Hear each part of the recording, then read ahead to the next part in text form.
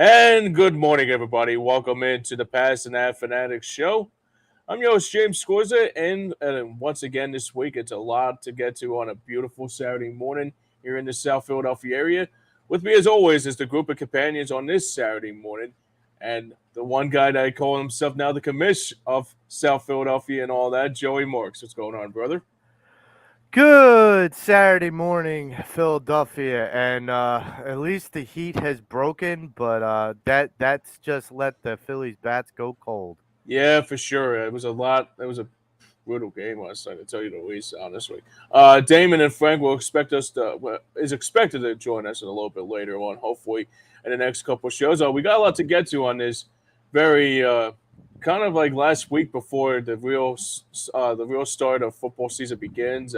Got the Eagles training camp getting ready, locked and loaded, and the Phillies, like I said last night, not looking sharp against a very bad Kansas City Royals team. And yeah, so Joey, where do we begin on this very good Saturday morning? Well, Before we begin, I'm sorry. Where do we begin on this Saturday? I'm sorry. so we're gonna start with your Philadelphia Phillies, and we're gonna start with last night's game, Hmm. just to kind of pull the Band-Aid off right away. 7-5 Royals over the Phillies. Aaron Nola start. Another one gone awry, especially in Citizens Bank. We will get to the whole Aaron Nolan not being moved at the trade deadline. Was that a good move? Was that a bad move? Right. In a little bit. But the Kansas City Royals are a very proud franchise, but they are currently last place in the AL Central. They are. I don't know the exact record, but I'm pretty sure they're safely to say they're 20 plus games over Oh, 500 yeah. or under 500. Under 500. Yeah. Yeah. So they struggle mightily, but like the pregame for last night's game went like this. Their batting is 21st in the MLB. Hmm. Their starting pitching is not great. Their bullpen pitching is not great. I'm like, well, what is? Well, Right. you have this guy Bobby Witt Jr. Like sounds like a race car driver, but like that's fine. He can come off the NASCAR circuit for a night. That's fine.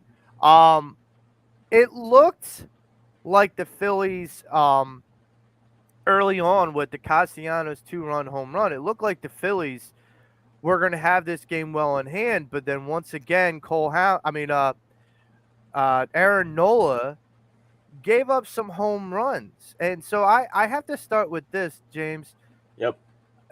Why is Aaron Nola giving up so many home runs this season? Yeah. I don't understand it either, Joe. To tell you honestly, because like the one thing that I really still have a hard time accepting is that once the Phillies have the lead and once the Phillies have a big like hole to fill, like it feels like last night the Phillies had a 2-0 lead and it was 4-2, and then out of nowhere Noah gives up a homer here and there, and it's like sometimes it's inconceivable. It's like I can never understand how one game he looks like Steve Carlton for one game, and then the next game he looks like Adam Eaton. Like it's just Oof. it's pretty amazing when you really think about it, because it's like you want to talk about completely inconsistent. It's Yeah. like it's been his like mantra going back for maybe a few years now, I and mean, it's you're you're ridiculous. you're talking about a guy, and I believe this number is correct. Talking about a guy, a pitcher that a year Hey ago. man, what's up? What's up, Good buddy? morning, Good guys. So morning. sorry I'm late. I punched into the wrong stream. Oh, I had a oh feeling shoot. that was going to happen at some point, but that's okay. Yeah, my Um, bad. I'm like, No, it's where all are good. we? So good it's all morning, good. everybody. Good morning. Good morning. We No are worries. starting. It's all good, pal. It's We all good. we are starting with the Phillies and the kind of the debacle that happened last night. But I will get to you in a minute, Dame. With Aaron Nola, I think the number at this point is 25 home runs let up this season. And let me just preface that statement by saying this. This is a guy that finished fourth in Cy Young last year. Fourth. Wow. So when James put the comparison of one day he can look like Steve Carlton and the next day look like Adam Eaton, that's not a complete fabrication. That is an app because last year he looked like Steve Carlton. Right. This year he looks like Adam Eaton's son. Like it doesn't look like he's even a major league pitcher because He's not even Tommy Green. He's not even Well- Tommy Green. That's the thing. I almost don't want to make Tommy Green look that bad. Not No. even Millwood. Yeah, Not but even Millwood. Millwood either. But Exactly right. I'll Oh, throw my another God. one. He's not even Vinny Velasquez. Like let's put it that way. That's what I was going to go at too, but I forgot his name too. But like that's the thing is, I'm kind of. It's interesting to me that he is still getting the trust Yeah. that he's getting from Rob Thompson. I mean, we talk about Trey Turner's struggles, but your pitcher struggling like Aaron Nola, and that's got to be a concern going forward. So, Damon, I'll ask you, last night's game, 7-5 loss to the Kansas City Royals, last place team in the AL Central. What are your thoughts? Well, interesting you would start with Nola. As you guys know, one of his biggest supporters. I'm really concerned, Joe. I know we joke, we just did the whole comparison thing. I'm concerned for a number of reasons, and I'm going to throw something out to you guys, but let's go back to last night. It's 2 outs. I believe the Phillies were up 4-2. Mhm. The famous 5th inning. Counts 1 and 2. And James, he starts nibbling. For the life of me, I don't understand. Like we've all played sports to some capacity. No matter what level, we wanted to win, right? No matter when playing with my friends on my street, Chancellor Street, with the wiffle ball bat and learning how to catch that fly ball because I wanted to get that out so we can win. Right. And when you start playing afraid, you lose me. Yeah. You literally lose me. And I get one of the joys when someone explained baseball to me, a friend of mine, I watched baseball as a kid.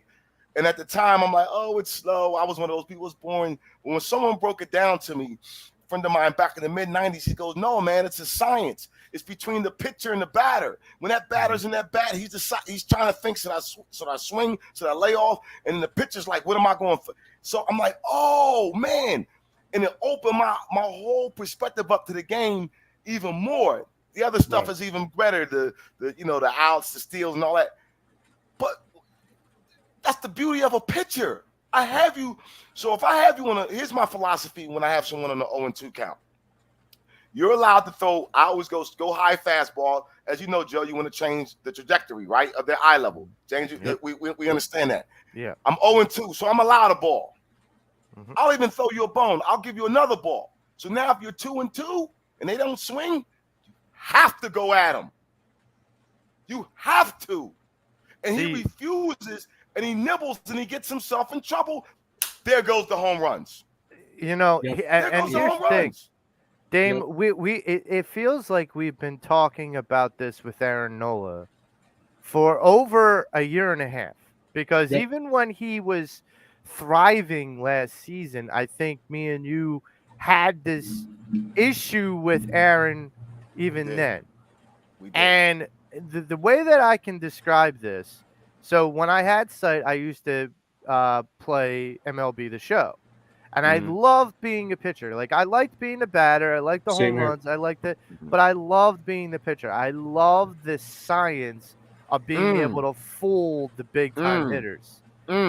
So if I ever got a guy up 0-2 and I was up 0-2, I would throw a slider away because I knew I had a junk pitch. I knew I had a throwaway pitch. That's fair. Yep. And so if he swings at it, fine. If he hits it, it's going to be a beater and it's going to be foul. And I'm good with that. I can live with that. He's not going to beat me deep with a slider away. So I could be confident of that as long as the slider doesn't hang and it doesn't catch enough of the plate. Like I'm willing to pull. I don't ever like to say his name in praise, but like Hector Neris used to have like the split, but the way that he used to have the split, it would be start in the zone and then dive bomb out of the zone. Now, sometimes if he missed too wildly, that's when he got too wild. And that's why I nicknamed him Heart Attack Hector, because I'm like, okay, Sure, yeah. like you're giving me a heart attack if a guy's on second and third that you're just going to put it in the dirt. But if you have control over your pitches, which a guy like Aaron Nola should, getting up 0-2, punching that strike zone early in the count, and then not nibbling, not necessarily, but just giving them a look that makes them feel like, okay, I got this. Because that slider, when it starts in the zone, even if it's creeping out of the zone away, is tempting. Because with 0-2, every batter feels like they have to fight off a pitch.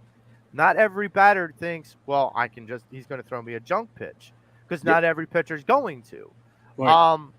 So, yeah, I think it has a lot to do with the nibbling. I also agree with you that it has a lot to do with the confidence. And let me just piggyback off of you real quick with the nibble. So when you talk about your junk pitch, that's not nibbling to me. That's a decisive pitch based upon where you are in the count. Right. When I talk about the high fastball, a lot of guys chase. So if he's chasing, try it. But man, you have to go at him. If I'm down in the count 2-1, I'm not throwing the junk pitch. What I'm trying to do is throw my best pitch to even the count. Exactly. That Make way, a fool you, basically. right. Well, exactly. Because if I even the count, then you got to think I still have two pitches. If it's a 2-2 count, I still have two pitches to get them. Right. So I can still conceivably, at a 2-2 count, throw that junk pitch with the hope that he's going to fool him. But then that's putting the pressure on me for that last pitch that I have to put the best pitch out there. And that's where, but that strategy, I mean, I go back to something I've said with James.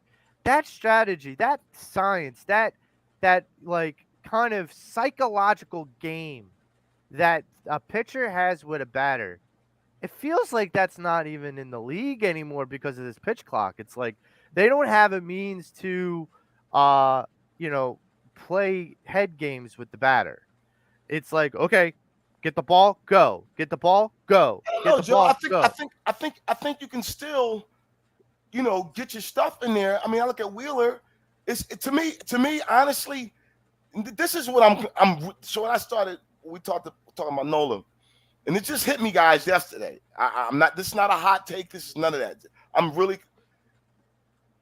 Is Nola becoming a bullpen pitcher? What I mean by that is, it's a good question. For whatever reason, going back to what Joe just said, we've been talking about this for the past year and a half. Yep. The fourth and fifth inning is where he gets in trouble. Yep. It's just a constant. Yep. So you go now here's a dichotomy of it. You go, okay, this guy was fourth in Cy Young. I think one year won 15 games or something like that. Mm-hmm. Did he dive to that point where I'm asking, is he a bullpen pitcher? So I'm going to respond to that. We threw out some comparisons earlier about Adam Eaton and Velasquez and all that. There's a guy that used to play for the Phillies that went from starter to bullpen guy and was successful in some, maybe more successful in the bullpen than he was as a starter, and that's Brett Myers. Yeah, I remember Brett that. Myers. Yep. When he converted to the bullpen, he really solidified that long relief role. I mean, so did and I wish we could have kept him, Joe. Jay Happ. No. Well, Happ did do well, but yeah. The other one, he was tall. Oh my goodness. And he was a starter. Eichhoff? No. I see his face too. It'll come to me, but go ahead. It'll come to me. But I mean, that's the thing is like guys that have been in the starting rotation that have converted to, bullpen guys. We've seen it, and we've seen success from it. Like as far as that pitcher getting better. Now, here's the downfall. So when Aaron Nola, if you move Aaron to the bullpen, let's just say that's even on the table. If you move Aaron to the bullpen, does that destroy his confidence? Because we know when Brett moved to the bullpen, he was not all that happy at first. But he just accepted his role and said, this is what I am, fine. So I'm going to throw the hell out of the ball if I come in for 2 or 3 innings. So we got over it. Matson. Ryan Madsen. There you go. Yes. Mad Dog. So Mad Dog. Anyways, I don't mean to change the subject, but today's show is proudly sponsored by Sherry'sTickets.com. Save 10% by using the promo code EOP10. Great prices, no hidden fees for sports, concert, and theater. The price you see is the price you pay. Visit their website at www.Sherry'sTickets.com. Family owned and operated since 1946, and like always, tell them that the boys over at Pattison Ave and EOP sent you. And I'll throw it out here. I'll do my best Tom McCarthy impression is go to Sherry'sTickets.com and purchase your tickets for tonight's game. It's alumni weekend. And you got it's next weekend. I'm sorry. Oh, I'm sorry, next weekend. I don't know why Crucky said that he's going to see Bradley Witt Jr.'s. He made it seem like it was this weekend. Anyhow, yeah, it does seem like it's this weekend too. Get your tickets for alumni. Get your alumni tickets for next weekend's series against the Twins. 83 honoring the 83 and 93 Phillies. Yep. Going to be a lot of guys from the old school that are going to be back in town, and it'll be nice to see everybody again. So get your tickets at Sherry'sTickets.com and use that EOP10 to save yourself 10% on those tickets. And I'll do another Tom McCarthy plug. Go get your group tickets. You could save a lot more money. EOP10, 10% off of group tickets would be a lot more savings than just 2 tickets. So go get your group tickets for alumni weekend. Okay. That's my awesome. Best Tom McCarthy impression. And back to your regular scheduled program. So one of the things that I was getting at is, will Aaron Nola's confidence be rocked if he's moved to the bullpen, if that's on the table? And number 2, this is a contract year, and we're going to get into this. Trade deadline is come and gone, and Aaron Nola is still a Philly. Do you feel like that was a mistake? Damon, I'll start with you. Good question. No, because trades like that, and I'm curious to see what happened during the winter meetings, but trades like that for a player of his caliber are tough to make. I know that the writer, I can't get his name out. He was talking about it on one of the shows on 97.5, how the Phillies were out there looking for some trades, but the asking price was too much. Yeah. Which makes me no, I don't think it was a mistake, because you're going to need his arm. Right. I think it's a confidence thing with him, but it's very concerning because that position is I take a likeness to a quarterback in football. You have to have confidence when you're a pitcher. You know your day is coming to pitch.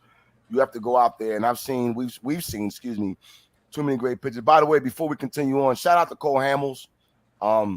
Yes, sir. We're gonna get to him, celebrate him a little bit. All right, cool. So no, Joe, I don't think it was. But now Loren, now the guy that just got from Detroit, he changed the trajectory of everything, because he's really good. I really agree, and this is why when you say Nola to the bullpen, this is why I'm not completely laughing you off the show. Yeah, I just thought about that. I don't know. Because Loren comes in, and if you want to talk about a guy who can maybe this wasn't a Kyle Gibson pickup. This wasn't like a guy that we picked up just to fill a small role, even though he was like the 6th starter. And they said he could bat as well. He could hit. He was a center fielder. Yeah, he was a center fielder. He was a 2-way player. He still kind of is. You want to talk about a guy? He's not, Ohtani. Let's not get crazy. He's not Ohtani, but that redhead got away from you, man. But that yeah. But that guy, that guy could possibly be a big asset in this rotation, especially going forward. Who knows if Long sees something in batting practice and goes, let me see. Let's look at a few things over here. Well, I don't know. It could. Here's the thing You never know. to think about. With the universal DH in NL, now Mhm. you have the possibility of a guy like Loren without having to bring up a secondary spot. Why not pinch hit him? Why not throw him up as a pinch hitter? Mhm. Like you could sit there and be like, "Yo, Jake, go take a seat. Let's see what the kid's got." Mhm. Like, you want to swing? Go swing. Like, that's what I would do. Now, I'm reminiscent now that we're bringing up Brett Myers. I'm reminiscent of when Brett Myers went like 2 for 3 in one game in the playoffs, and he's like, Right. I'm just hitting with my eyes that closed. was Like, a I great- don't even know what to tell you. And against Milwaukee when they just played it too. He went up against what's his CC name? Sabathia. CC Yeah. Sabathia. Thank you. And that was a great at bat, and he got walked. He walked. Yeah. Yeah. But Yeah, so Got off some pitches. yeah, And, you know, and it's a great listen, Let me ask you about that, Dave. Was that the same inning that Shane Victorino hit the grand slam two Yeah. no, batters later? No, that wasn't it. no. Oh, wasn't? I thought No. it was. Because I saw the Brett Myers game. The Shane he's right. Victorino grand slam was on Tommy Kelly's wedding day. So Oh, okay. yeah, so Yeah, I didn't get to see it. All as we know, we were in the limo bus I and saw we're it. Yeah. pre-gaming before the wedding, and all of a sudden we hear Shane Victorino hits a grand Yeah. slam, and I think about there was about 8 of us or 9 of us in the limo bus. I think about all of us gave Tom the evil eye, like, this is what we missed. Come on, Rob. How are you, buddy? But Robert anyhow, won. Yeah.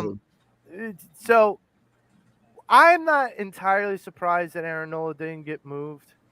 Nah, Because I knew that Dabrowski wasn't going to move a big piece unless he was getting a big piece back. Mhm. Whether it was in an Aaron Nola trade or an external trade from Aaron Nola, but he was going to get something back. He wasn't going to subtract for addition by subtraction. He wasn't going to do that. Right. I want to get into some of the trade deadline acquisitions. Damon brought up Loren earlier, and we had Castro come over. Mhm.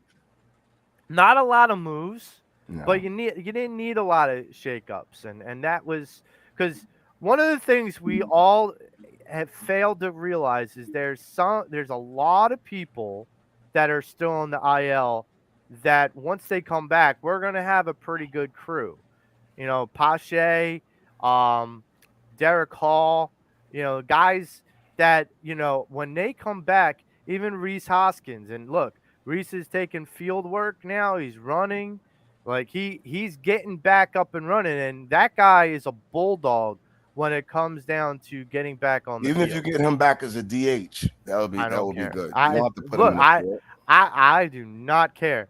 I think you need the bat more than you need the health, meaning just the presence is what you need. The other thing is you have Sir Anthony Dominguez, who's coming off of injury and is returned. Alvarado, we're still waiting to come around. There's a lot to still be held. So for them to not have done a ton of moves, that doesn't really surprise me. And really, they didn't give up much of anything. And No. Castro looks very good. And It does. and that is a very, like, the one thing I heard that piqued my interest. So I want you guys to hear this. So he's a right-handed at bat. I think he's a switch hitter. He's a switch hitter. Yeah, but he bats better at the right-handed batter box.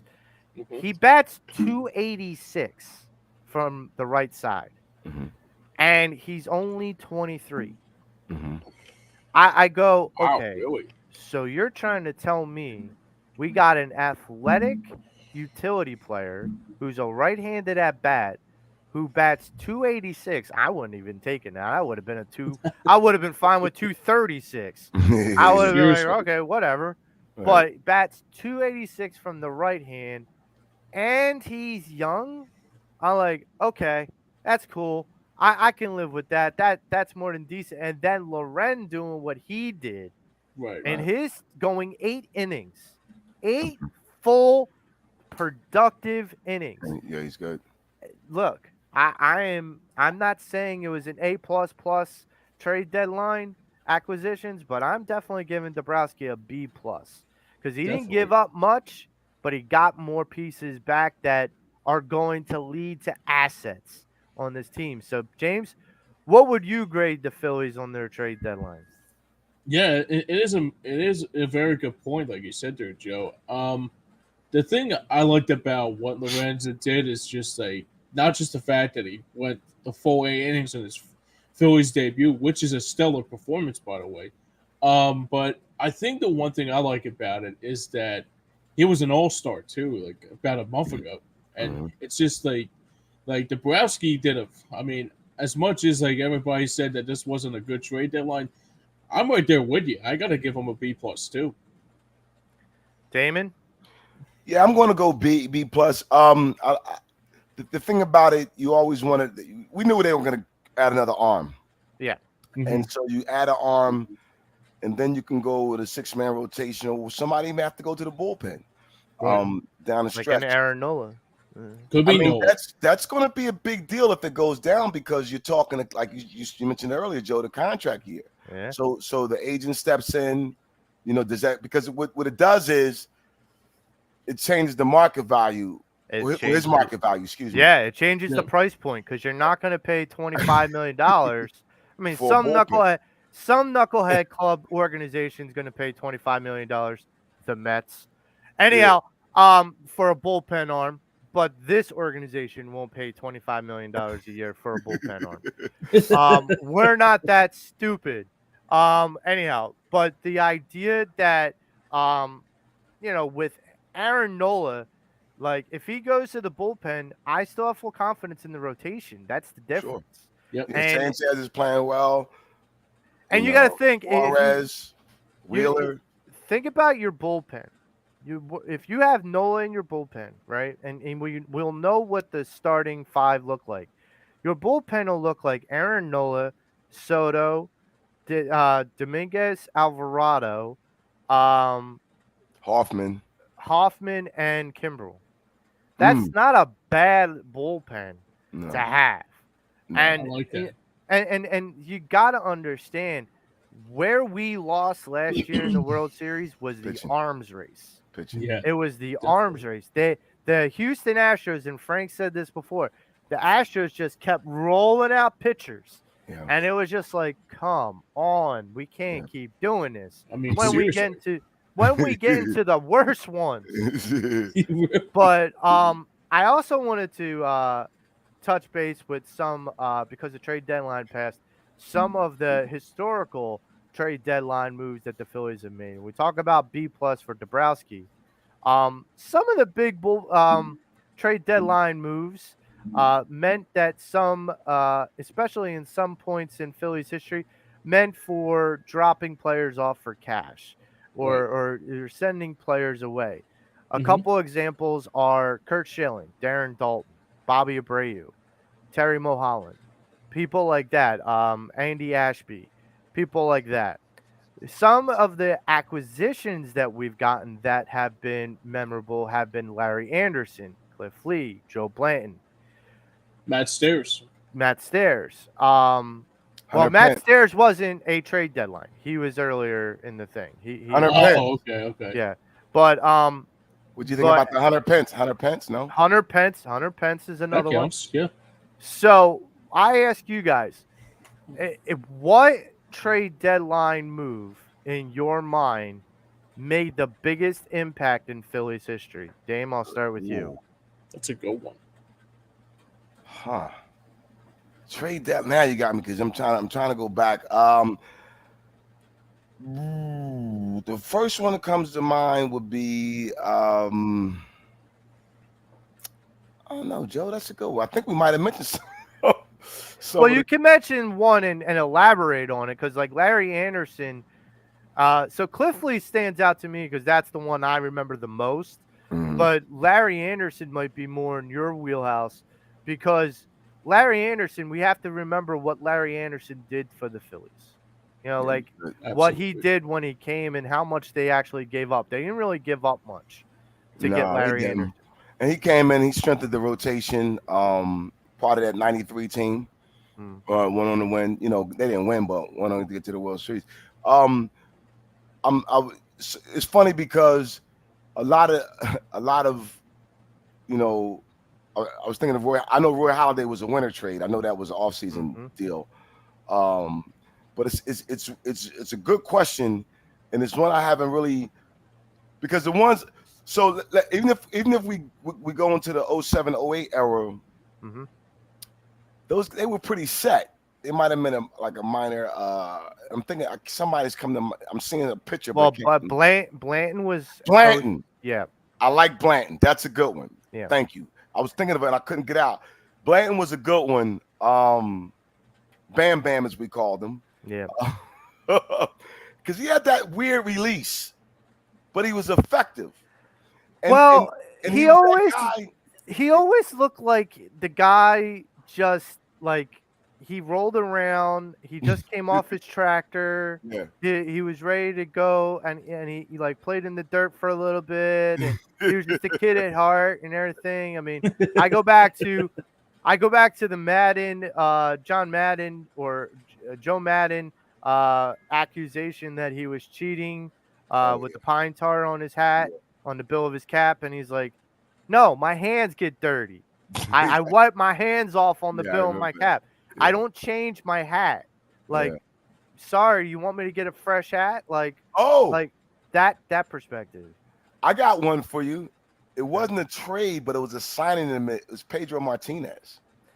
Oh, that's a good one. That's an interesting one. That's a really good one. We got him during the deadline because we added him to the roster for that run against the Yankees. I kind of chuckled because this past David, how are you, buddy? I just got done doing an article. Please go check out EOP.com. I just did an article on the Marlins Phillies series, and one of the things that when I was watching the Phillies game on the fourth game of the 4-game series, the starting pitcher for the Miami Marlins was Johnny Cueto. I'm like, sorry, what? I'm like, Johnny Cueto's still pitching in the majors? That's what I said too. I said that a couple days ago. I thought you were retired. I thought you were gone. Like, what? And then I'm thinking, okay, I'm curious. Why did Pedro Martinez leave? Why did all the you guys can still come back? Yeah. I mean, if Johnny Cueto, I mean, where's Bartolo Colon? Where's Bronson Arroyo? I remember Bronson Arroyo. Bronson Arroyo. You know, Pedro, when you think about that Yankees, he pitched well. I just think Charlie left him in an inning too long. Yeah. I think he left him in one inning too long, James. I think because he pitched well. He did. For what he had. Here's my evaluation with some of those other trades that were more in my time era. Hunter Pence, I felt like Hunter Pence was like the poor man's version of Jason Worth. Yep. Yeah. I honestly, we made a mistake. We should have signed Worth, but we're going to take Pence. Yeah.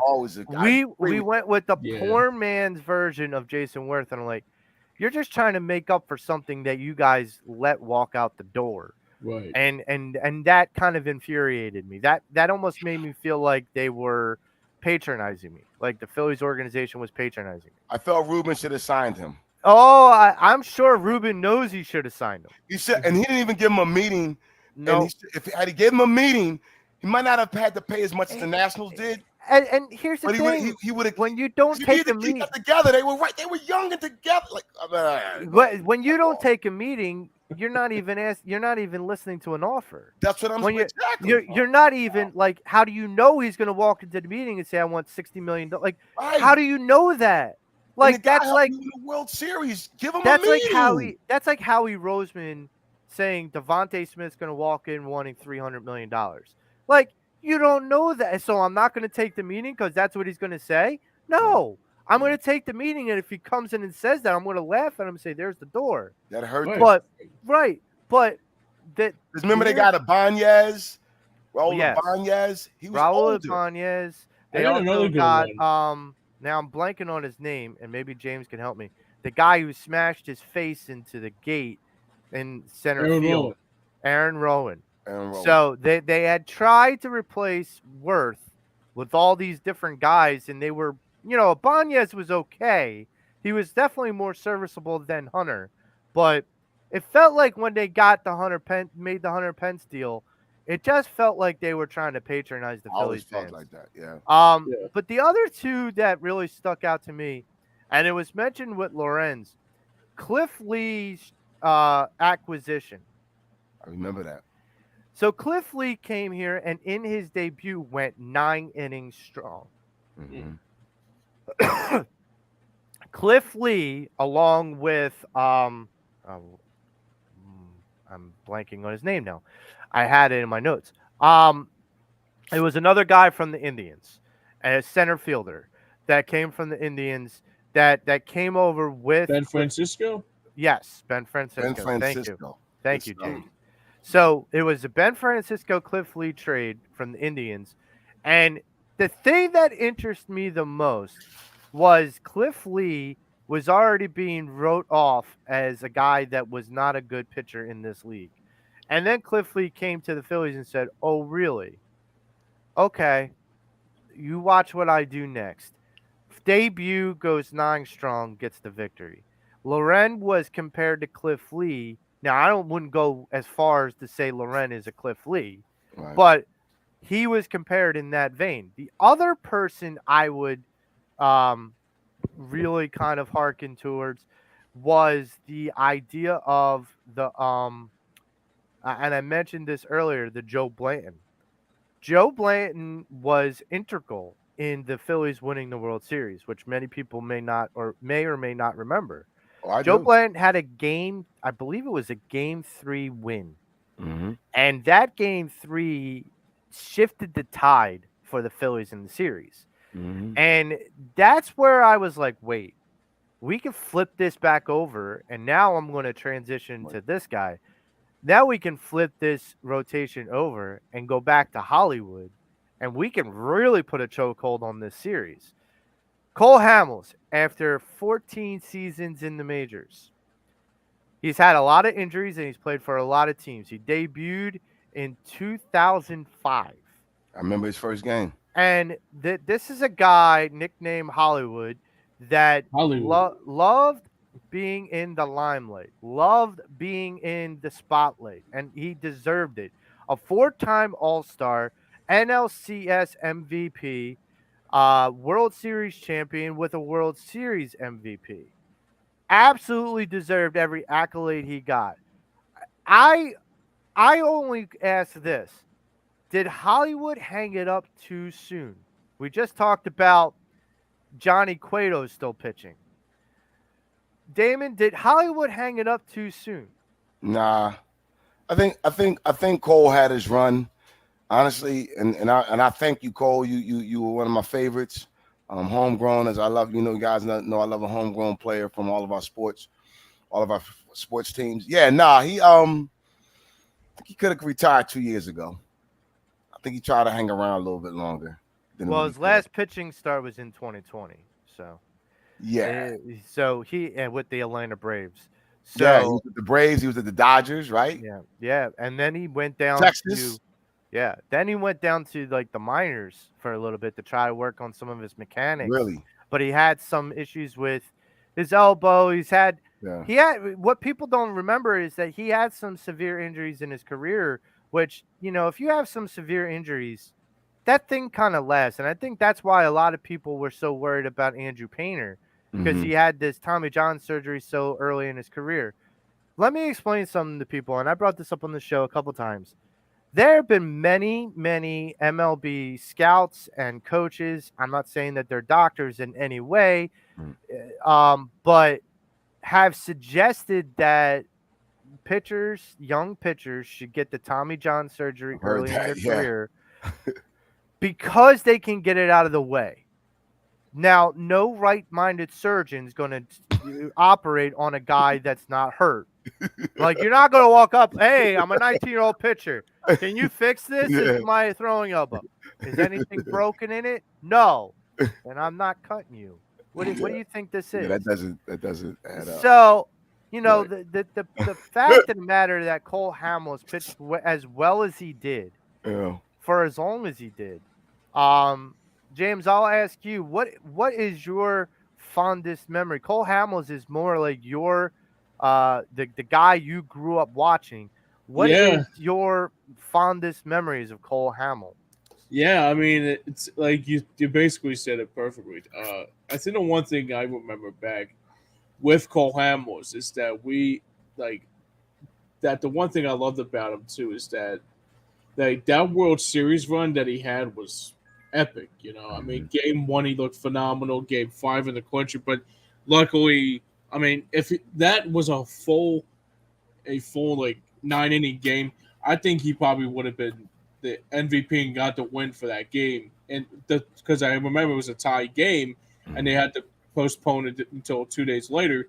And but the one thing I remember very closely with Cole Ham was I don't think I've seen him a lot when I went to a lot of the Phillies games. I got the privilege enough to see Doc, and I got the privilege enough to see some other players and team on from that helm in that 2007 to 2011 team. But I think the one thing I really do liked about what Hamels like really did for me is that like he just I remember Jamie Moyer used to tell like there was the perfect season documentary they did, and he said like the one thing I liked about Cole Hamels is that he is willing to listen and willing to learn. Mhm. And ever since then, like he took that and says, like like I'm gonna be just like you. I'm gonna be like I'm gonna be a real good player. And 15 years is nothing to sneeze about. That's No. No, very good no, career. That's a no. very astounding career to say the least. And I think he did the one thing that 2008 team. I mean, as much as I say much about like the MVP should be Brad Lidgett because he was perfect, but hands down, I think should have been a Cy Young too, to say the least too. And that 2000 Yeah, season.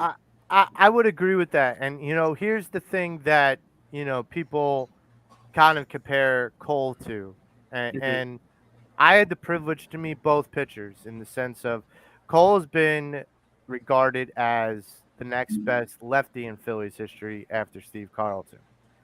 I had the privilege to Yo, meet Steve. Jim, what's going on, buddy? How are you, Hey, my Jim. friend? I've It's been my dad's drummer, Jim Soria. Hey, Good what's up? morning, Jim. Welcome. Morning. So I've had the privilege back when the All Star game was in Philadelphia back in '96, I Hmm. believe it was. Um, I got the opportunity to meet Steve Carlton. Didn't know who I was meeting, really, because he was before my time. But we had a conversation. He signed a ball. I lost it. Boo on me. But when I came home, I said to my dad, I met this guy. It was like a fanfare, like a fan fest before the All Star game. And so I met Steve there and got home and I said to my dad, like, I have this ball. And I talked to this dude, and his name was Steve Carlton. And my dad's jaw, like, hit the floor. Like, I've never seen my dad move that quickly ever. And I worked with the man. And he's Yeah. like, "You met Lefty?" And I'm like, Yeah, I "Who?" remember this story too. And I go, "Who the hell are you talking about?" And he's like, "You met Lefty." And I'm like, "You keep saying that as though I know what you're talking about, Dad. What are you talking about?" And he Yes. he sat me down. He's like, "Sit down." And he explained it to me. He's like, Jesus. "You need to understand your history, boy. Like, I understand what you're." And I Uh, was like, "Okay." So by the end of that conversation, I knew who Steve Carlton was. A couple of years later, I worked for the school district of Philadelphia, and I worked at Swinson Arts and Technology High School up in Northeast Philly. hmm. Cole Hamels and his wife were donating something to the school. They Right. donate money for a program that they ran when they were here, um, to some of the schools in the school district. So they were showing up to our school. And at the time, I was just an aide around the building. Like I was just making sure kids weren't cutting class, and so I was like the hall monitor, as I used to call myself. So I see all these people influxing towards the front of the front doors, and I go, what's going on? Is there a fight? Like, I'm running towards it. Like, do I need to break up a fight? And here it is. It's Cole Hamels and his wife coming in, and I'm like, Mr. Hamels. He's like, just call me Cole. And I'm like, okay, Cole. Let's bring you to the security office. We can set you up there. And they had their children with them. And so, I set him up in the security office, and we got to talking. And he said, he was such, when you say, James, that he was always learning. Yep. He broke down to me, just a fan, broke down to me how he learned how to throw the curveball. Wow. And how he had to move his fingers, like his pitching coach, literally, he gripped the ball, and his coach was like, no, move your finger that way and keep it there. And then put your wrist this way, and then put your arm. And he was literally like molding them. And he said, now throw it. And they kept throwing. He's like, I threw 100 pitches that day. Wow. And they were all curveballs. My pitching coach basically said, you're going to get it right, and we're not going to leave until you do. And, that pitching coach basically stayed with the Phillies until 2008.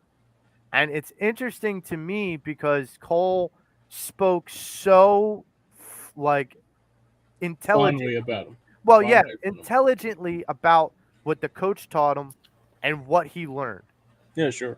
So it's interesting to me. So I'm privileged. And it sounds like he wasn't. It sounds like, first of all, that's one of them wow moments. Like that. Yeah. That's a bottle up joint because he's a great player. Yeah, and he's a Philly.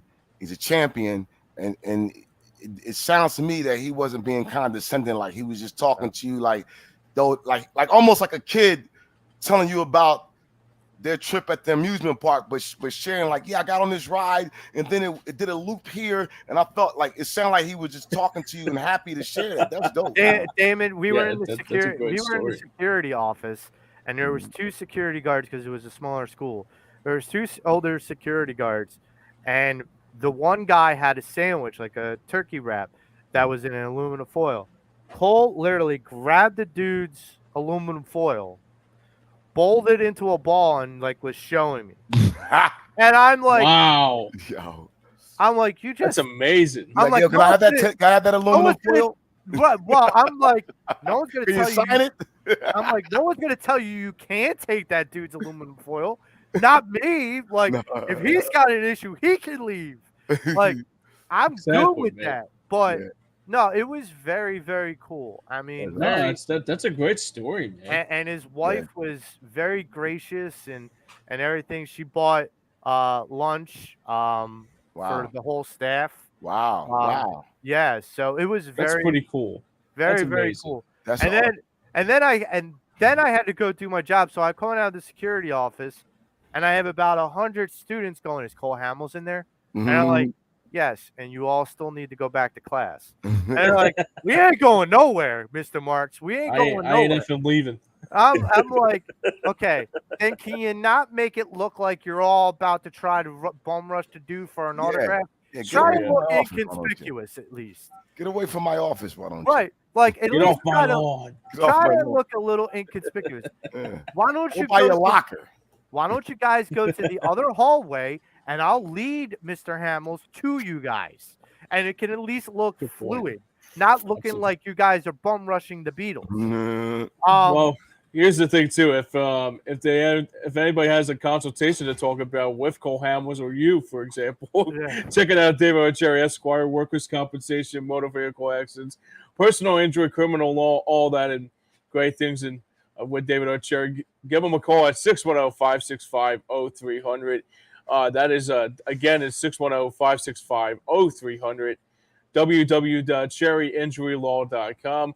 And I guess tell them that the boys over at Pattison Ave and EOP sent you. So the final thing that we're going to talk about with the Phillies, and I just wanted to get your opinions on this, because it was interesting to me. So during the trade deadline, there was a couple moves. Number one, I noticed that Ohtani didn't go anywhere. Mm-hmm. I noticed that Goldschmidt or did he go anywhere? He didn't go anywhere. Really? Not that I'm aware of, at No, least. he didn't. So and That's then interesting. but there was a big name that got moved and then got completely, in my mind, disrespected. And I want to get your takes on it. Gene Segura. Mm, 20 minutes before the Phillies play the Marlins, Gene Segura gets told, "You're no longer on this team. You're with the Cleveland Guardians." right. So the Cleveland Guardians go, "Yeah, you're with us." An hour later, "We don't want you anymore." Gives you your walk-in papers. Yeah. Gene Segura, within 2 hours, went from not being a Marlin to not being a Guardian to being a free agent, but still getting paid by the Marlins. Hmm. So my question is to you guys: if Gene Segura is still out there, still Mhm. dangling out there, Mhm. do you give him a run? Do you give Mhm. it as Dame said earlier, a conversation? Yeah. Hmm. Yeah. Dame, do you Yeah. call? Absolutely. I thought the same thing when I found out. Um, I when we got Gene Segura, I've heard about his past in San Diego and other teams. It seems to me, I'm not in the locker room, obviously, but he wasn't a problem when he was here. He was productive. I mean, for a guy that never had a playoff appearance, wow, what a way to get introduced to the playoffs and go to the World Series. Of Yep. course, I would pick him up. He's reliable. He got injured a few times, but he came right back. Um, I don't have a problem with Gene. And I know you're gonna get James' take, but I want to get your take on this Turner thing. But yeah, James, your thought on that? Yeah.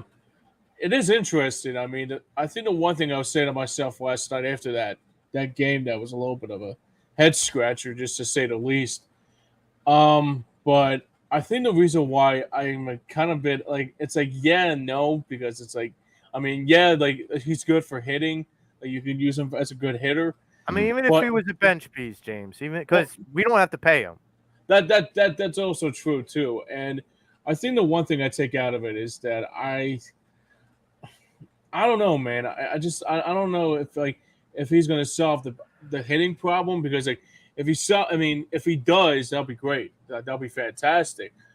But like your hitters like from 1 through 8 or maybe 1 through 9, depending on Rojas or who you're gonna put as the ninth hitter, like there's still the same. There's that same group of guys. Like I mean, one guy's not gonna change that much of a difference.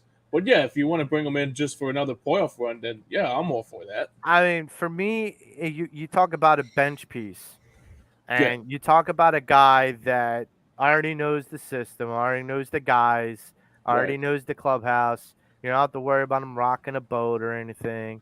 He's already getting paid handsomely by the Marlins. You don't have to pay him a lot of money. Baseball contracts are guaranteed, so it's not like if he comes sign with us, he won't get paid by the Marlins. He'll still Hmm. get paid by two clubs. Right.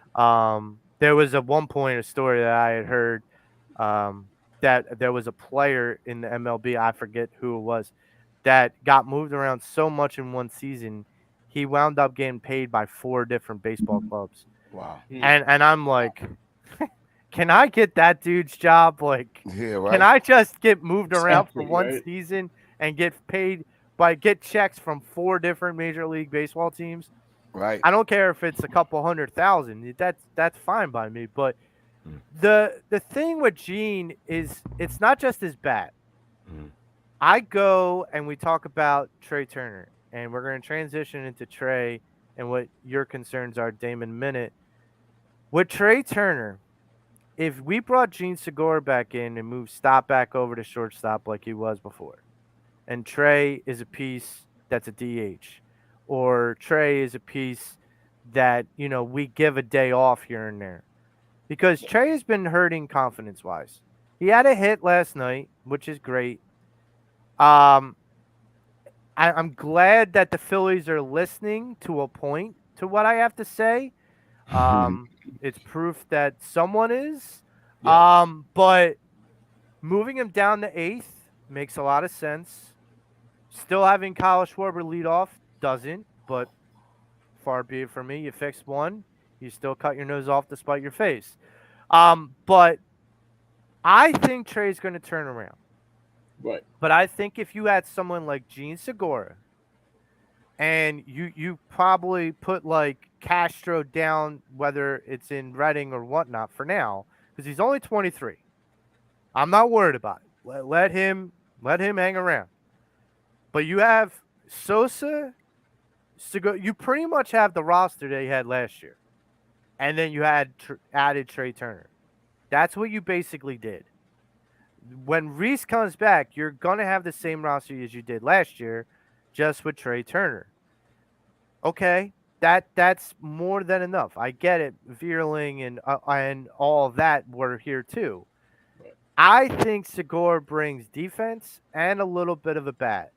I'm not saying he's going to light up and change the mindset of the hitters, James, because in my mind that needs to come from the top down. That needs to come from Bryce Harper, Trey Turner, Kyle Schwarber, Nick Castellanos, and JT. That needs to come from the top down. And right now, it's coming from the bottom up. It's coming from the daycare on up. Right now, the kids are saying, "Yo, adults, hello, can you step it up a little? We're tired of carrying your bags." Right. Dame, I want to touch base with what you were alluding to earlier with Trey Turner. Trey Turner and Stand for Trey. That was the social media buzz that was going all around before last night's game. Mm-hmm. Do you feel like he can turn it around? And do you feel like it's worth rooting this guy on and supporting him despite his struggles? Let me start the back part of it. I didn't like that last night. I didn't like it at all. 3 times they did it, 4, whatever. Just because you're patronizing the guy. You're patronizing the guy. You know what I'm saying? Like I don't think that was the intention. It's trying to get him built. I'm sorry, man. No, I'm not cheering. I'm not getting up. By the 3rd time, it wasn't as many people standing. If you were watching and they showed the camera. Yeah. But aside from that, let me say this. I never liked the fact that the Phillies signed Trey Turner to a 10-year contract. That never sat well with me. You got away with it. I didn't think you had to do that with him. I think I said that before. You could have done a 5-year deal with a 1-year extension. Whatever, it's done. When I look at Trey Turner, this is what I would do. This is not another hot take, but it's just something that came to mind the other day. You brought him here to be leadoff. You know what? Put him in a leadoff role. Give me 10 games. It's my cutoff. I'm going to give him 10 games in the leadoff role. I'm going to see what he's going to do. I cannot have Kyle Schwarber in the leadoff role anymore. I'm putting him down to 8th. I know I liked your idea last week, Joe. The more I think about it, I can't bear to watch Kyle Schwarber, and then I gotta watch Turner in the 8th spot, and 2 spots later, watch Kyle Schwarber, who, by the way, gets walks if he doesn't swing. And I'm saying in the other, so I'm thinking, and I don't know, I don't have the answers to any of this. This is just a thought. Maybe throw him in this starting, in the leadoff to see what he can do. And if Rob Thompson, he's starting to bother me because this analytics is driving me crazy. And I know if Frank was here, Frank would tell me, Dame, that's just I'm sorry, no. I can't go along with what everybody does. I've never been that person in my life, and I never will be. I'm not just going to go, because society says, go do this. Let's go grab, the latest cowboy helmet, because that's going to – no, I'm being facetious, but I've never been one to run when everybody went to go grab even with cell phones. I waited to get a phone. Oh, you don't have a phone? Like I created a crime. No, right. I don't have a phone yet. Eventually, I had to get one, work related. But my point is, I'm sometimes do things a little different. This analytics is caught up to this team, Joe. I'm watching it. So I'm gonna throw it to James, but before I do, I want to. I'm not going all over. I'm just saying, but it's tied into that. To me, it's all tied into that. But go ahead. I want to add a comment in about your cell phone. So I was one that didn't conform to society either, and I did not have a cell phone. I was holding on to the 90s as long as I could. I had a beeper for 10 years. I'd rather someone beep me and then me choose to call you back. Still I like had that. friends Let's bring it back. that were that were beeping me with 911. I was like, well, you got to do 91111 in order for me to feel like there's an emergency of some kind. Because I'm 911. not calling you back. Yeah. So I had a beeper for the longest time. But the reason why I finally got a cell phone is when I met my wife back when we were dating. My wife was like, well, I need to know where you are. So she put the Beeper ain't leash doing it. on. She put the leash on real quick. The She's beeper like, wasn't doing it. I will buy you a cell phone, and this will happen. Like, you think this is a choice? This is not a choice. Yeah. This is what's going to happen. So ever since then, I've had a cell phone, so my wife knows where I'm at. Yeah. Now she Before I has. go any further, we got Frank Finnegan joining us for the Hey, first there time he in a is. while.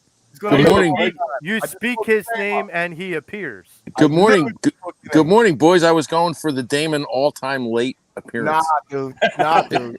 Frank, Nah, dude. Frank, your ears must have been burning because Today. Dame just brought you up. Oh, really? What did you Yeah. say? The analytics. Yeah, Like, dude. we were It's talking caught up about to the baseball team. analytics. Oh, It's caught up, Frank. I'm sorry. I know you tell me that's the way it is. We started off with Trey Turner, and I said to Joe and James, I'm at the point where let him go lead off for 10 games, put Schwarber down in the 8th spot, and Rob Thompson. This analytics is caught up to the team. I know you're going to say that's the way it is, Dame, but we can't conform to what everybody does. You can't do everything. You can't do what everybody. If everyone wants to do, 85 and a 65 like Frank, then we're all going to get tickets. So we can't do it.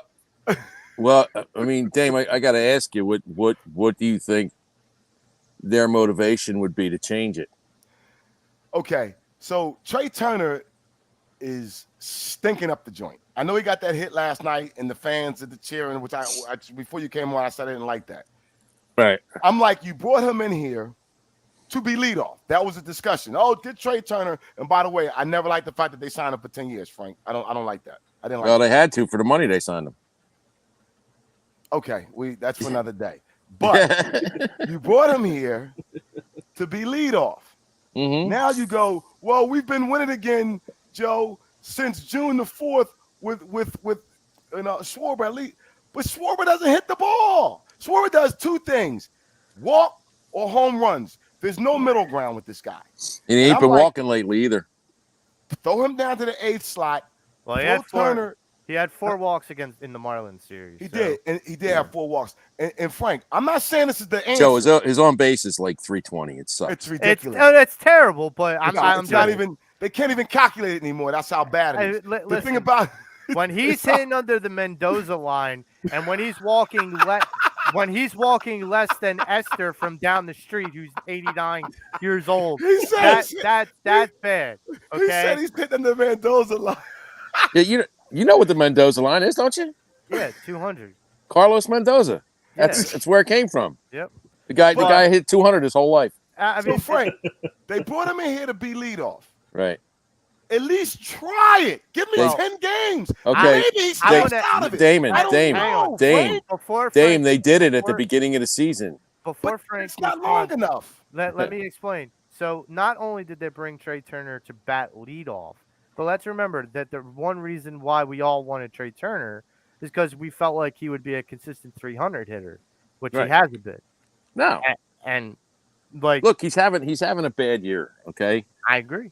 And it's not like every other. This is an anomaly for him. Okay. Do you think he can turn it around, Frank? This year? Before the playoffs. I think he can get hot. I think Trey's the kind of guy that can get hot, but he's not going to hit 300 this year. No. I already said this last week. He'd have to bat 450 for the remaining of the season. He's not batting 300 this year. Listen, boys, there's some realizations we have to come to about the Phillies. Oh boy. I don't like when you start a conversation that way, Frank. Well, when you Thompson Joe, you know me. I boy. go on a vibe. I go on a feel, and Frank, just give it to us straight, Frank. Just give it to us. this team is not last year's team, and they're going to struggle like this the rest of the season, and they're going to struggle to get into the playoffs because of this, and they're going to limp into the playoffs, and they're not going to do well because they are just not constructed to do well this year. Frank, this can I year. ask you a question? Go ahead. I'm just tying in what you just said. You just said something profound, which I believe we all agree. This is not the same team from last year. Not. Do you believe this is a two-part, maybe three-part question? Is the manager the same manager of last year? If he's not, what has changed? Or going back, if he is, that's kind of confused, but rock with me. Did we just not see it from last year because they overcame? No, I got to tell you, I think you understand what I'm saying? this happens all the time. You got to blame somebody. Robbie's not the problem. Robbie, for the most part, I'd say 91% of the time makes the right calls.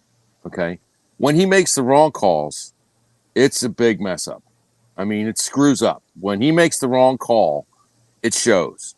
But most of the time, Robbie does what every manager is supposed to do. Just fill out the lineup card and let the talent do what the talent does. The problem with the Phillies is, and I've said this a million times this year, they have never gotten over Rhys Hoskins not being in this lineup.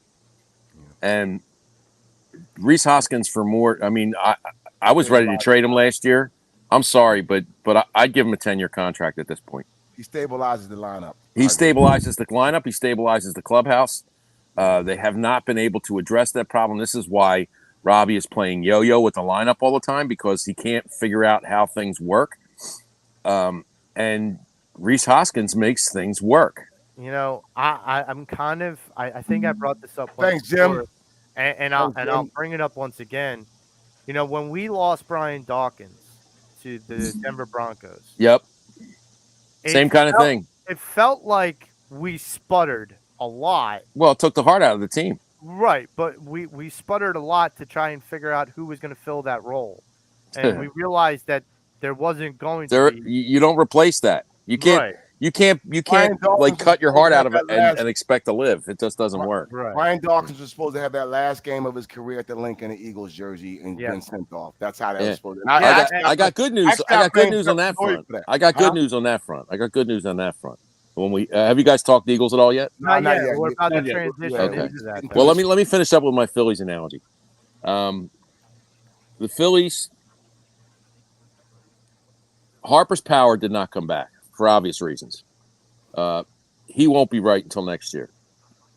Rhys Hoskins will not be ready to play for real until next year. Trey Turner is going to put this anomaly of a season behind him. And the Phillies have landed a pitcher that will enable them to not press Painter into rushing back. Okay? The Phillies will not start next season with Aaron Nola on this team. Aaron Nola is gone. They're not going to sign this guy. We talked about him going to the bullpen for the playoffs. Probably will. I mean, but see, they won't do that because they won't disrespect him. They're going to throw him out there, but they better have a quick hook on him because he's going to get to the fourth inning. He's going to blow up like he always does. Well, you know, and here's the thing. I hate these new little terms that baseball's coming out with, like the zombie runner and all this. Yeah. Now they're coming out with a new term that I heard recently called the opener. The opener. And I'm like, the opener? What the hell is this? A rock concert? Like, what the hell do you mean an opener? An opener, for those who don't know, is a pitcher that starts the game and pitches 2 innings. What the hell are we doing? I don't have time for that. Stop that. Stop well, I mean, Dame, you and I grew up in an era where there were I know Nolan Ryan pitched 9 innings. That would have never where there were probably I know. Yeah. In any given season there was probably 15 pitchers that had more than 300 innings pitched. Easily. Yeah. Easily. There were probably in any given year 150 complete games pitched across the entire baseball. Would you say the league average for pitchers innings pitched would have been like 250, 275? Like Back then, starting pitcher, the average was yeah. probably like 250. Yeah. Oh, yeah. Aaron Nola is considered an innings eater, and the guy breaks 200 every year. That's not, back in 1980, that was a fifth starter. Right. I mean, it wasn't, Good point. Wasn't Carlton. It wasn't Ryan. Carlton was throwing 320, 330 every year. Yeah. Yep. Every year. And doing it, pitching 17 complete games and winning 22. And one year carried a really bad Phillies team, won 20. What do you won? 27. 27. The team won 52. He won 27. So I'm getting to wrap up on that one. To wrap up the Phillies section of this program. Frank, can I be confident in saying that you're not calling a World Series appearance by the Phillies? They're not going to have a World Series appearance. Okay. They're not going to make the second round. Oof. Okay. Yeah, you better strap up, boys, because they ain't gonna do it this year. So that Magic ain't gonna be there. So and I mean, major changes. They may. Don't be surprised, man, if they find a way to move Trey Turner, man. I know it's a long. Nah, they're not gonna. No, stop. So let me tell you something. Look, Damon. At this time next year, you're going to be singing Trey Turner's praises. I'm telling you, the guy is too good. When someone calls my name, the whole name like that, listen. You look at Trey Turner. You look at Trey Turner's career, and you flip the baseball card. You flip the baseball card over. He's never had a year like this. I know, but it's so. I'm gonna say this is an anomaly. Okay, this is the one bad year that every ball player has. And I know we got to switch off, but that's why I'm saying at least give me 10 games, James. 10. Well, they can't do that now. They can't do that now.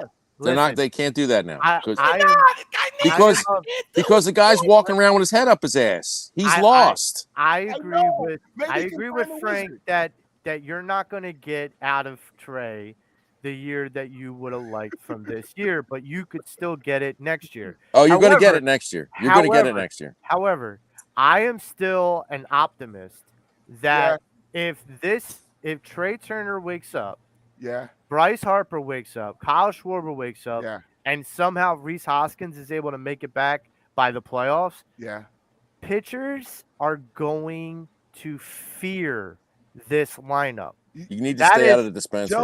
Joe, no disrespect. You know what that sounds like? I don't even play the mega ball, but I'm going to play that sucker. And maybe by next week you won't see me, because if you don't see me, that means I hit it. You dig where I'm coming from? Yeah, I got it. Yeah, man, come on. I just want 1%. That's all. That's 1%. A lot. Just 1%. So before we go over to the Eagles, I wanted to just really quickly say PhillySportsTrips.com just released this past week full trip packages for the Phillies Mets in London for next season. So go over to PhillySportsTrips.com. Tell Vince and the guys over there that Pattison Ave Phanatics and EOP sent you. Listen, the package includes airfare, hotel, game tickets, food. It's going to be a great time. I might call them. I'm about to apply for my passport too. I'm going to apply for my new passport. They just released it this past week. I might look into that. So go check it out. We'll definitely advertise that a little bit more in the weeks coming. So I wanted to dive a little into the Eagles before we depart today, because there was something interesting that happened a couple things that interesting happened this week. A lot of it had to do with quarterbacks in the NFC. Number one, Geno Smith got arrested for DUI and could be missing part of the season coming up. Now, Geno Smith is not a world beater in the NFC as far as quarterbacks, but as depleted as the quarterback's position is in the NFC, Geno Smith still makes the top 8, maybe even the top 5, depending on how you view things. Now, that being said, does Geno Smith what quarterbacks on this Eagles schedule? What opposing quarterbacks on this Eagles schedule most strikes fear in you? Give me 5 of them. 5 quarterbacks. Five. 5. I got one. I got 2. Same. Well, I got two. I got two. two. Yeah. All right. Rodgers and Dak. That's it. That scare you? Rodgers and Dak. They're the only ones that scare me. How about Mahomes and Josh Allen? Because we play those guys. I got to be honest. Well, you know what? Josh Allen scares me. Mahomes is Mahomes, but the Eagles are going to kick the shit out of that team. Yeah, I'm not worried about Dak and who. No, Dak Well, beats the Eagles, and Dak scares me. We're gonna get to Dak in a minute, but Yeah. so so James, who do you think fears you? Who do you feel? Who do you fear as an opposing quarterback this upcoming Eagles season? I can't say that there's going to be 5 of them that Right. scare me the That's most. fine. I mean, there's. I guess just. I don't know if it's. I got to be honest with you. I don't even think Mahomes. I mean, Mahomes is going to be Mahomes, and even Josh Allen don't even scare Now me. who's going to the dispensary? Like what the hell? Frank, are you and James going to the same dispensary? Like Listen, I gotta ask. This team is really good, Joe. I just threw Josh Allen. I'm not afraid of anybody, Joe. I'm being honest. That's what I'm saying. That's Okay. what I'm saying. All right. But so I don't know. I never felt like this in a long time. I don't fear anybody because, like I said last week, Jalen Hurts is the best quarterback, going to be the best quarterback in the NFL this season. The only team that the Eagles are the only fear I worry about with this team is the Eagles. If the Eagles don't play well, that's all that matters. I'm gonna give you a hot take here. Okay. The most important Eagles offensive player this year. The most important. Quez Watkins. The most important. I agree. Because if the Eagles suffer an injury to wide receiver, we can't beat that. I'm losing you. You got me? Yes. Yeah, I got you. If the Eagles have an injury at wide receiver, he's going to have to be the guy. Quez Watkins is going to have to be the most important offensive player for the Eagles. So I said I don't disagree with you, Frank. I really don't. But I'm not going to say that the most important offensive player is the 5th weapon on this arsenal. Yeah, but the thing is, if they can't produce on the outside, this offense becomes very beatable. Very beatable. I don't know, Frank. Not with 4 running backs, and I feel like they could play small ball if they needed to. And word on the street is that Swift has been catching balls out the backfield. That's going to be a great weapon coming out of the backfield. But Watkins is going to have to fill a hole that if one of those top guys get injured, he's going to have to be the number 2 guy.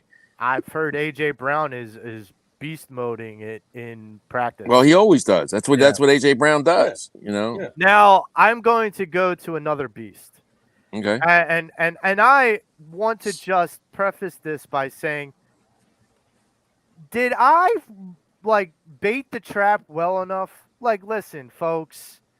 Tom Kelly said this to all of you before, that I'm the mush of all mushes. If I believe something, you better bet the other thing. Okay? A couple months ago, I was on this show, and we all picked our division winners for the NFC East. And everybody here picked the Eagles, and I picked the Cowboys, and then people thought that Dave Arnold had me at gunpoint. I understand that. No, I think he just paid for your dispensary bill. Right. But what people didn't understand, it was I was baiting the line, folks. Yeah. I was baiting the line, and Dak Prescott and those bitch boys over in Dallas bit hard on that line. Bit boys, people. Bit boys. Listen, There's been a report that came out this week that Trayvon Diggs and 10 other Cowboy players have said that Dak Prescott is not the guy, that he will not get us over the hump. They have gone as far to say he is a bitch. Trey Diggs told him to shut his BA up. Yes, he did. Yeah. Yeah, right, on camera. Did you see that take? Yeah. Did you see that take? So I was like, damn, he's the quarterback, man. They're not talking to him like that. I would like to say thank you, Cowboys, for being stupid and taking my bait.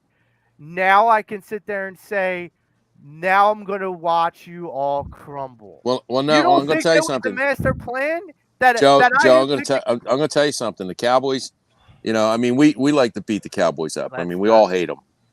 Okay. Don't do that. But I'm going to tell you something. That Cowboy defense was built to stop us. That's what they were built for. You know what they were built to stop us. They're a bunch of individuals that have no coaching. It's going to be a hard night work for the Eagles. Damn it! It's going to be a hard night's work for that. Listen, and I say this, it doesn't matter. Like, I go back to something that people will say to me all the time. Okay, how can you say Dak isn't that good if he beat us? You know, what was it? Around Christmas time. Yeah. And I said, yeah. Look what kind of game that was. It was a shootout. So you're saying if our defense made 2 less mistakes, that Dak would have lost that game by 14? Like, yeah. And then what would we have said? That Dak is still an irrelevant quarterback, which I still believe. And so I'm not saying he's not top 8 or top 10 in the NFC, because there are no world beaters in the NFC outside of Jalen Hurts. Sorry, there just aren't. And that's the difference. That's why I have the gravitas to be able to say that Jalen Hurts is going to be the best quarterback in the NFL, because You've been waiting all day to use that word, haven't you? What? Gravitas. Yeah. My word of the day. So, yeah, that toilet paper word, the word of the day, that's my word of the day. But, you know, like, that's the thing is, Jalen only has to compete with the AFC quarterbacks. He doesn't have to compete with the NFC quarterbacks. I'm not worried about Dak Prescott. I've never been worried about the Cowboys. All y'all fell for my little trap of saying I'm a Cowboy, believe that the Cowboys are going to win the division. Listen to me. You don't get to do this faux mea culpa just before the season starts, my friend. You put yourself on the record. And you're going to stay on the record. You're going to have to eat that with a spoon. Every drop. Fine. Every drop. Fine. Because guess what? If I have to eat that bowl just to see the Cowboys disintegrate, I will eat it gladly. Yeah, the mush can't come off his position. The mush has to stay on his position. That's fine. No, that's fine. Because I want to see the Cowboys disintegrate. I want to see the utter annihilation of that franchise. You know, everybody knows that the team that finishes second in the Super Bowl always has a shit show year the next year, right? They just disintegrate. Yeah. There's a difference with this team because everybody, I mean, I've seen quotes from all over the NFL from different teams that all just say, well, the Eagles got lucky. They had the benefit of an easy schedule, and, you know, their quarterback's really not that great. Those guys are putting that stuff up in the locker room. Mm-hmm. This is a possessed team. This team is possessed with validity. None of those guys went on, you know, Showtime off-season dinner tours. These guys all went to work. Let me explain something. I don't know how you can get lucky for 14 games. I just don't. Number one. That's number one. No, well, they say it's the strength of schedule, Joe. They say it's the strength of schedule. Last time I checked, you still have to show up to the game. I mean, the Royals just beat the Phillies, and they're the last place team in the AL Central. They're one of the worst teams in the AL. So don't give me that, you know, the strength of schedule. Have you looked at Dallas's schedule? Well, it's got to be just as good. It's almost the same schedule as the Eagles. Yeah. Okay. But they have to play San Francisco, Kansas City, and Buffalo all on the road. Wow. Oh my! Smallest violin playing for those fools. I know. Listen. This is the way I also view it: is that the Eagles, when you sit there and say it was luck, okay, it was luck that we have Jalen Hurts being Jalen Hurts and doing Jalen Hurts things. right. It's luck that we drafted as well as we drafted. It's luck that we happen to play teams and just go on the field and dominate. It ain't going to be luck this year, that's for sure. It's going to be straight out skill. Now, look, I heard something as a quote, talking about quotes, from a Temple guy, Hassan Reddick. And if this doesn't bellow like what the message is in that locker room to all the players, I think you're crazy to say lucky, to use the word lucky in the same sentence as the Eagles. He basically said, I am not here for a contract. I'm not here for money like other people are. I'm here to be great. I'm here to go down as an iconic legend in the game. That means Super Bowl championships. That means being one of the best that plays in this position. These guys aren't here for a cup of coffee and to chit chat. Yeah, but he asked for a contract this year, Joe. He asked for a contract renegotiation. Who? Hassan? Yeah. From what I've heard, there has been no contract negotiation. No, from what I got the understanding was someone mentioned that he should, because what they did was they compared what he was making to the other guys in his position. And it was a big gap. So that's what I heard from. But let me go back on a couple things with this team. When people and what Frank said, I've heard that before. Oh, Jalen Hurts is the system. Yeah. And so I look at that going, you can say what you want, because the four of us, we can even add TK, all of us pretty much agreed that, I know Frank and I specifically, he just needs to change a couple of things in that position, and he did that and some. I said get the ball out. Absolutely. He got it out. He reads the defensive, James, because Todd, the coach from Tampa Bay, whose team stinks, said he couldn't read a defense. Right. Well, he reads it and he recreates new defenses. How about that with his play? The other thing, why people are so mad at us, Joe, they don't like us. No. They don't like Howie. We don't care. We don't care. We don't care. The schedule's easy. You say that every first hall. James, tell me if I'm wrong. The beginning of the year, last year, the Eagles got a tough schedule. Now all of a sudden, when they went 14-3, they had an easy schedule. What are we doing here? Because I remember clearly people saying, "Oh, this is every year first of all, it's a tough schedule."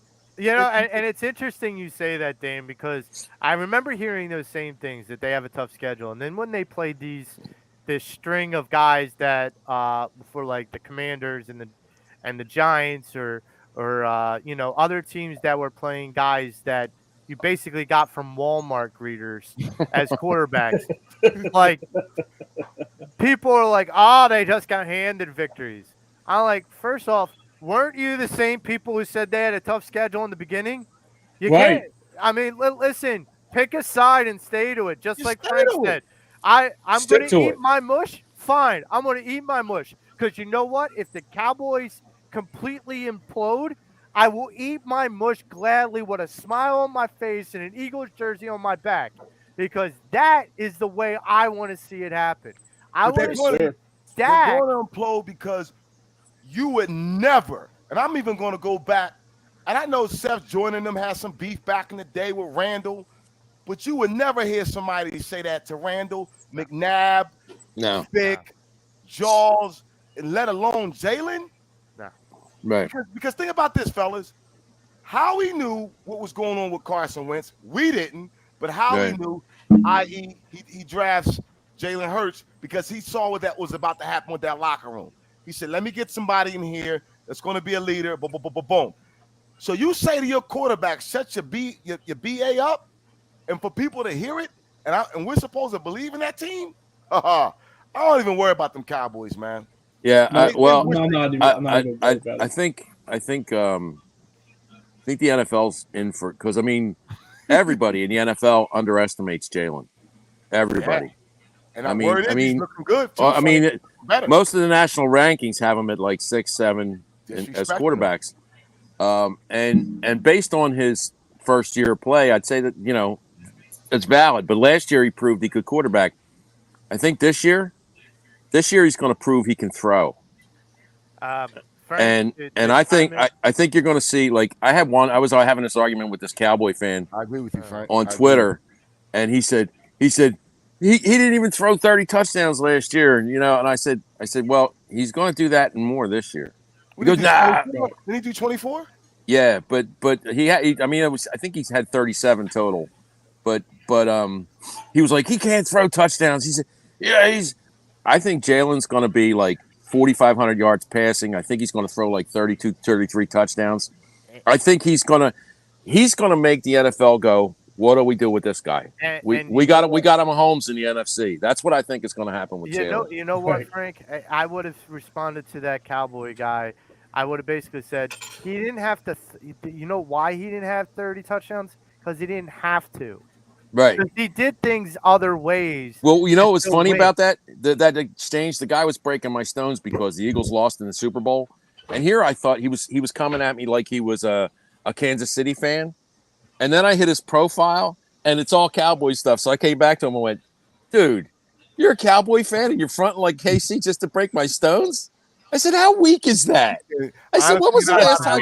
I said, what? Now there's like 10 people on this thread. We're all going back and forth. And I said, dude, when was the last time you got out of the second round? I said, I got a 29-year-old son who was just born when you guys were in your last Super Bowl. I said, you're breaking my balls? So I got so much response from this, and the guy he never responded back. It was like he crawled into a hole and died. One of the things that I will agree with Frank, and I follow Elliot Shore Parks on Twitter, and Elliot is at the training camps. Elliot always posts different kinds of analytical stats, but one of the things he posted was that since training camp has started, Jalen has thrown over 65% throwing percentage of passes that were over 40 yards. Yeah. So over 40? Over 40. Yeah, his strength has gone up in leaps and bounds. This is why AJ Brown's been having such a good camp, because who do you think he's throwing it to? Yeah, AJ is the deep threat now. Well, they both are deep threats. Well, they were establishing that last year, though. I'm not surprised. They were. You know what's funny? That was their first year together. People forget that, Frank. Yeah. That was literally their first. Yeah, 1,000-yard receivers. It was their first year together. Both of them got 1,000 yards. Nice, Nick. I mean he's able to connect with him, and to Joe's point, that they were looking at that last year. I didn't mean to cut you off, Joe, as a deep threat. But I'm saying they got that whole season and some behind them now. Yep. That's going to be like that Magic Johnson Worthy stuff. Where Matt Worthy said Magic knew where I was and knew where to hit me. And he did. I see. I see. I mean, you, Joe and James are too young to remember this, but I know you remember this name. I see in the Eagles offense, Swan and Stallworth. Woo! That's what I see. Swan and Stallworth. Those are big effing names. Who was the tight? They had a wow. They had Swan, Stallworth. They had somebody else on there. Rocky Blyer. Franco Harris. Okay, so they don't make running backs like that anymore. I'm going to go one step further. I go back to the Randy Moss, Chris Carter, and what they did in Minnesota. They don't have a Randy Moss. They have a Chris Carter. They don't have a Randy Moss. I don't know what I would put AJ in a Randy kind of category. No, AJ's more like a Chris Carter guy. He's built like Chris Carter. He runs like Chris Carter. Speaking of Randy Moss, did you hear what he said? No. Y'all didn't hear? No. Randy Moss has been doing a little tour because he's opened up a chicken restaurant here in Philly, a franchise. He was on 97. He was on 94. They asked him about the Eagles tandem. He said, I believe this is the best wide receiving tandem in football. He said, you got He said they're both dynamic in a sense, and I'm paraphrasing, but I remember this. He said one is big Batman, one is skinny Batman. He said I think they both try to outdo each other, but to give to make the other one better. Yeah. Yeah. He said, I believe this is the best wide receiver duo in the It's game. And it's Randy the old- Moss said Wow. this. it's the old song and dance. Whatever you can do, I can do. Yeah. And he said it's not to out. It's just to keep it. And I get that. Yeah. Especially the wide Friendly receiver. competitiveness. Yeah, it's friendly set competitiveness. it up. That's And incredible. I'm getting chills, James, thinking about it. Yeah, man. Randy I'm Moss telling is you, the guy- Dame. I'm telling you, it's Swan and Stalwart. It's Yeah. Swan and So- Stalwart. Damn, Well, Randy. One of He- the things that Yeah. I wanted to bring up because we're talking about the receivers, there are a lot of positional battles that are going on in training camp. So I want to ask you guys, what positional battles in training camp and in preseason are you guys most looking forward to seeing? Well, Frank? I have to give up my new faith of Buddhism because that's not going Ah. to happen now. But that's the biggest battle I'm looking at. I think as far as the heart of the team is going, I think we have a new heart, and he's wearing number 17. Yep. I think the Kobe Dean is going to be the new Brian Dawkins on this team. I like that. I like that. I mean everything that I've read about what people have said, what the players have said about Kobe Dean, gives me a lot of hope about this defense coming together when they're going to need to come together. Those bird dogs that we got, this defense is going to be for real, but it's going to take 6 or 8 games for them to straighten it out. But So you the end of the think season, the safeties, you think it's going to be the safety's the biggest. The safety's the biggest problem for me. That's the biggest issue. Okay. Yeah. So, Dame, what position battle are you most looking at during preseason in the Eagles? And it's interesting you mentioned N'Kobe. I'm concerned about the linebacker position just because this is going to be N'Kobe's first year calling it. I wish and from word on the street is how he is looking, because one of the 7th round pick kid just went down, Johnson, I believe his name was.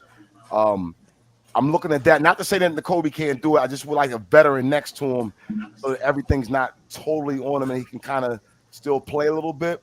So that's where I'm looking at, Joe. But the player that I'm starting to get good vibes about, and I just see him just carving havoc, is Jalen Carter. I think this kid has a chip on his shoulder. I think what he went through was taught him a lesson. He's going to be sued. I think that's going to be a thing. He's going to settle out of court. Yeah. Here, take this $5.5 million. I'm sorry what happened. I don't mean to just say it like that because somebody lost a life. But I think that he'll do that, take 5.5 or 2.5 or whatever, and get away from that situation. And the people that he's surrounded by, the Brandon Grahams, the Kelseys, the Fletcher Coxes, they're saying good things about him. And I think those are good mentors for him to have, particularly at this stage in his life. So I'm expecting this young man to come in. Did you hear what BG said about the Georgia guys? No. I heard him say something that was on 94. He said they were asking BG how are the new guys doing. He went, man. He said them boys work. Yeah, they come here. They are working. He said they're pretty good bunch of boys. He said he wants to help them. He wants to help them. Yeah, he said they are working. James, So, what position battle are you most looking forward to watching during the preseason? Well, I guess I'll say the running back core with to see what we have with DeAndre Swift and Rashad Penny, and maybe Trey Sermon could be another Deion Kane look or Paul Turner award like someone's mentioned a couple days ago. That could be the observation for training camp. So yeah, I got to go with the running back core, but I'm really looking forward to seeing what Nolan Smith does too.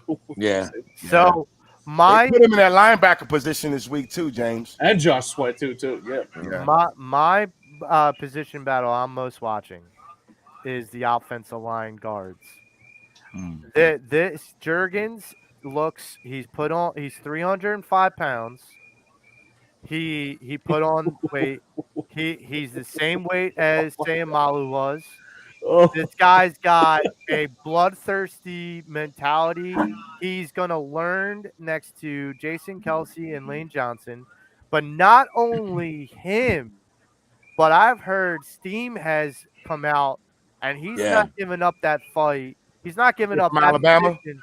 Yeah. Steen's a good player. He's a really solid player. He's not he is. giving up that fight, Frank. No. He's That's what I'm like, hearing. first off, I gotta really recognize this. You know, respect earns respect. Cam Jurgens said in a press conference, he's like, "Yeah, I've been eating well." He's like, two ribeyes. I'm like, this guy is steaks and weights all day. I'm Yeah. like, good God, 2 ribeyes.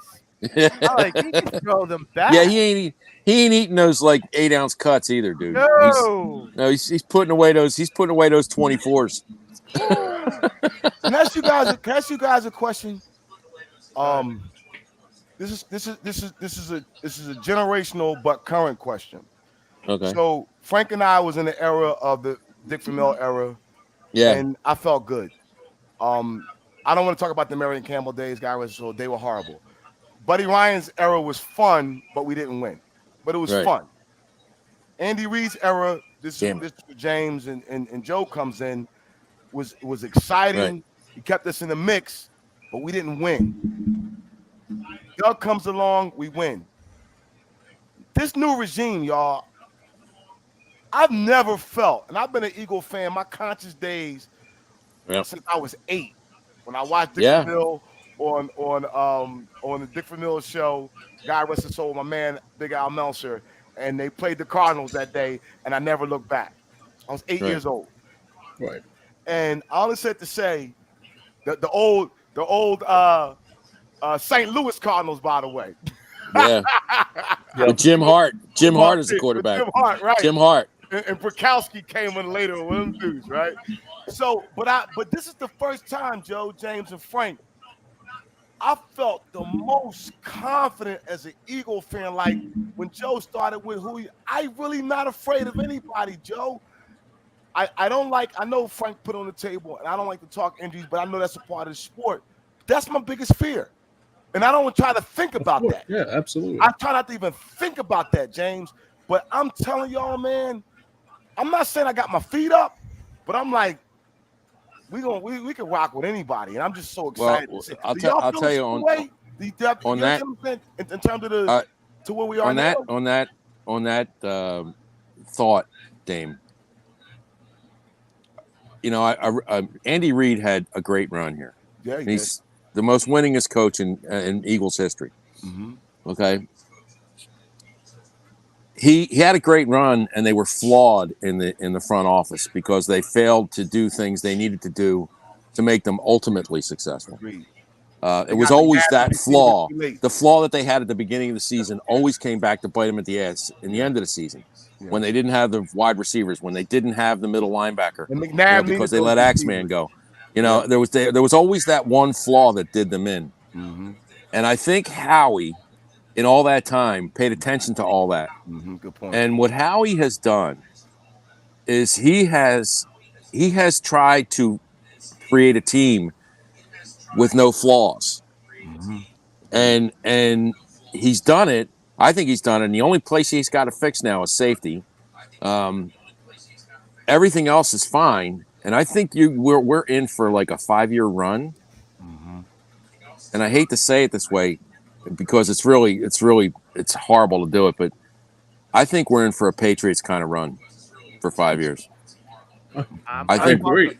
Can I I agree. buckle up for that ride? Yeah. I mean, No. He set us up. He set us up to have an offense that can just beat anybody, and that offense is going to play together for the next 3 or 4 years. Well, Mm-hmm.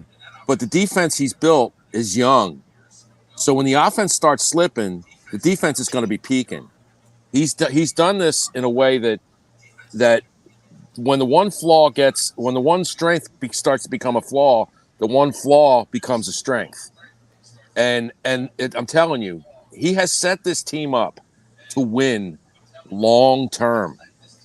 And the whole key is keeping Jalen healthy. You If they know, can keep Jalen healthy, and you'll know they're thinking that way, and Jalen's thinking that way.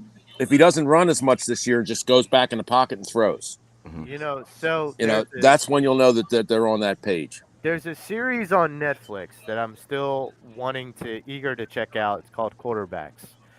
And the report has come out that they're filming the new season because they just aired the season that when they followed Kirk Cousins, Patrick Mahomes, and Yeah, Marcus Mariota last season. So they were picking their new quarterbacks. They approached Jalen Hurts twice, yeah. and twice Jalen declined. I love He it. declined for next year too. I love Yeah. it. He He said declined for next year. he doesn't want to take his focus off of No. what he wants to do. He said he hasn't Right. done enough work, No. Yep. and I agree. And so, I kind of agree, and I hope to buckle up and kind of go with what Frank is saying. And I think, and I'm going to stand by what I say, but like Yo. about Jalen Hurts being the best quarterback in the NFL. But before we get going, I wanted to just put an announcement out there for Hold up, everybody. real quick. Shout out to Howie one more time with $12.5 million underneath the cap. Just to let you guys know. Yeah. Howie does it, Frank. It's amazing. 12.5 under the cap. Continue on. It's buddy. Hard to do. I don't know how he does it. So, this past week, I have been officially appointed as a part of the mayor's office of people with disabilities as a Congratulations, commissioner man. for Congratulations, people brother. with blind, being a city advocate for Mm-hmm. people that are blind and visually impaired in the city. I hope to create change. I hope to create a new environment. There's 1.6 million people in the city of Philadelphia, and about 15% of that are disabled. And so that is a huge chunk that has been marginalized, and I try to plan on making some noise in that effect. But the reason why I'm announcing this and asking this, and I don't normally put politics out on this show, but in the upcoming mayoral election, Mayor Kenny is the one that created the mayor's office with people with disabilities, but Mayor Kenny is leaving office. So, in order to make the mayor's office with people with disabilities an official part of the Philadelphia Charter, it has to be voted in. So, on the ballot this year in November, there's going to be a question whether you support it or don't. I'm not asking, I'm not begging, I'm not, going to hold a gun to your head. I'm urging you to all vote to keep it as a mainstay for Philadelphia, and keep that office in Philadelphia so that the people like myself and other people can do really good work for that community of people with disabilities. You're talking Yep. about a percentage of a community that needs to have a voice. And I plan on trying to be that voice for people that are blind and visually impaired. Well, you're And- a good advocate. You're a good advocate, Joe, for your cause. You Thank got my you. support, man. That's for sure. Um, We got our support, Of man. course, I live in Delco, so I can't vote for that, Yeah. but I do support it.